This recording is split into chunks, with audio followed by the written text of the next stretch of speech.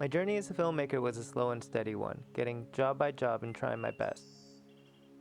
Then finally in 2022, I got to work with clients like Nike, Hyundai, Time Magazine, and Google. Things were looking out for me until 2023 when pretty much everything dried up. It was hard and I went through my own filmmaker depression. My sister's an editor and she struggled as well, and talking with other filmmakers I found out that I wasn't alone.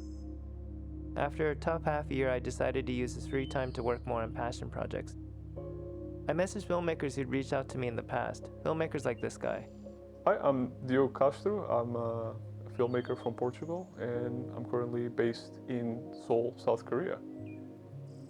I do a bunch of stuff, but kind of to generalize it, I do commercial work and I do a little bit of documentary here with like interviews and stuff like that. Diogo first messaged me on LinkedIn. As a foreigner filmmaker myself working in Korea, I appreciated his hustle. There just wasn't the right opportunity for us to work together until I pitched a no-budget spec type of video from my friend's sunglass brand. Diogo did great and I saw something special in his work. So the one thing that I kind of try to focus in my work is always to go for image quality, something that is a little bit more unique than what's out there, especially now with like the new media, on social media and stuff.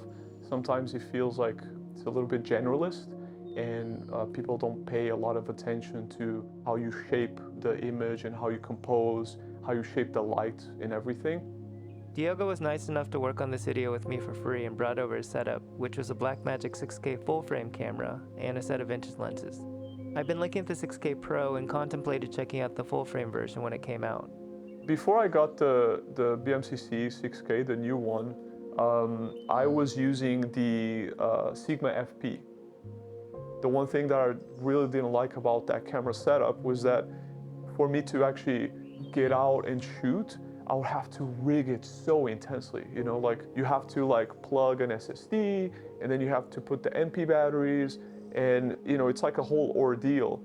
And I realized that it was so complicated, like just being on the street and then everybody's looking at you because you just have this monster camera, even though the camera is so small, right? But there's a monitor and cables and blah, blah, blah, all that stuff. So I realized, I was like, man, like I really need something a little bit more compact, something that can just do the job and it's a little bit more inconspicuous.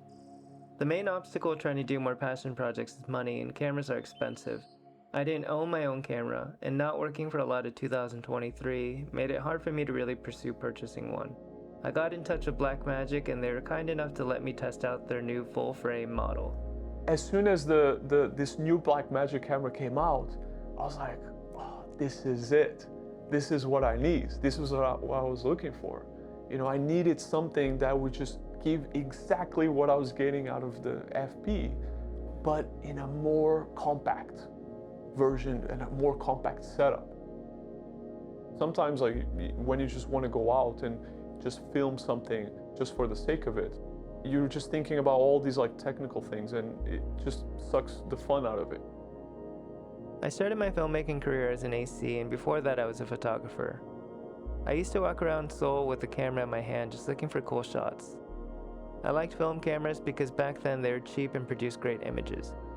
It's not tiny though, it's actually a pretty fat camera and it barely fits into most bags, but it's a full frame camera and I liked how you could use vintage 35mm film camera lenses. My first video camera kind of was like an old Canon M3 or something like that. It was like a EOS M system and they were so cool because you could kind of like just slap on like some random vintage lens on top of it, but just kind of like film and just see what happens. I'm used to the 35mm focal range, right? Like I know what a 50mm looks like in 35mm, right? Because of analog photography. So on APS-C Super 35 cameras beforehand, it felt like I was just like in this claustrophobic box, it was just so tight. So it wasn't very natural to me, and there was no full frame Blackmagic. Cine lenses are really expensive and heavy, especially for passion projects where you might not have a large team. I liked how compact vintage lenses were, and they also had character to them. I could have a full set in a light medium-sized bag. For me, vintage lenses are are what makes my image a little bit more with personality. It just gives a little bit more personality. You know, like nowadays, all these modern lenses, they come out with like a vintage feel. You know, it's kind of like a trendy thing. One of my first projects was a brand video, and we shot with the Canon FDs. They were great. Cheap, light, and perfect for my documentary style of shooting. I was in the middle of Vietnam, in Nha Trang. I was in the middle of the street with my camera, with no cage. There wasn't even like the cage that I was looking for, it wasn't even available. It was so recent. So I just grabbed the camera. I had my lens, a little ND filter, and then internal storage. And I was shooting B-raw out and about, just like I had a photo camera. You know, of course it has its downsides and all that. I understand that. But those things, those shortcomings are so insignificant for all these other things that you can get out of this camera. Oh, the rolling shutter or this or the form factor. Those things like didn't really affect me at all. My gimbal setups are easier. You know, somehow a lot of people are gonna say that it's impossible. I get it, but my setup was even worse with the FP. In my situation, I'm doing work, you know, thankfully I'm paying the bills and everything, but I'm not a big time DOP, like making a shit ton of money, you know, with the resources to go out and get like a cinema camera to actually purchase like a RED or something like that. Even like things like the FX3 or the FX6, those cameras are just so expensive for what they do, in my opinion. You know, like they're such generalist, utilitarian kind of camera, but they shouldn't cost that much. That's kind of how I see it.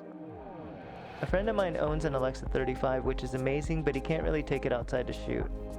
I could travel with the BMCC 6K and also use it for work. It just fits so well into my lifestyle. You have to understand that the process of filmmaking, from having the idea, pre-production, production, post-production, doing all that, and getting to that final result, is not just the camera that you're using. You have to go look for the thing that works for you. You understand what I mean? Because if you don't, then you're gonna get stuck and you're not gonna improve, you're not gonna find your way. You know, you're just gonna be stuck and dwelling on, you know, when can you buy, you know, the next RED camera or whatever, or if you can finance an RE. It's like, come on, wake up, like just go out and find ways to make it happen, you know.